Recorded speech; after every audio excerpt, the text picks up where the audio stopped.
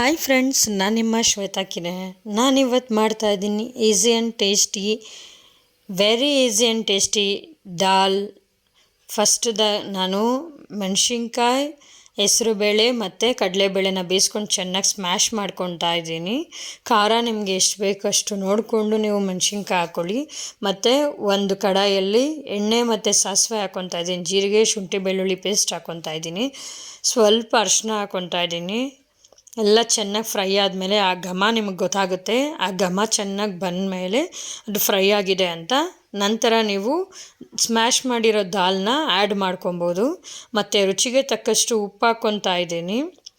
ತುಂಬ ಚೆನ್ನಾಗಿರುತ್ತೆ friends. 1-3 minutes ಚೆನ್ನಾಗೆ ಹಾಗೆ ಕಲಿಸ್ಕೊಂಡ್ರೆ ಸಾಕು, ತುಂಬ ಚೆನ್ನಾಗಿರುತ್ತೆ. ಹಾಗೆ ಎಲ್ಲ ಮಿಕ್ಸ್ ಕೊಟ್ಕೊಂಡ್ರೆ ತುಂಬ ಅದ್ಭುತವಾಗಿದೆ. ಯಾರೆಲ್ಲ ಇನ್ನೂ ನನ್ನ ಚಾನಲ್ ಸಬ್ಸ್ಕ್ರೈಬ್ ಆಗಿಲ್ಲ, ಪ್ಲೀಸ್ ಲೈಕ್ ಮಾಡಿ, ಶೇರ್ ಮಾಡಿ ಮತ್ತು ಸಬ್ಸ್ಕ್ರೈಬ್ ಮಾಡಿ ಫ್ರೆಂಡ್ಸ್.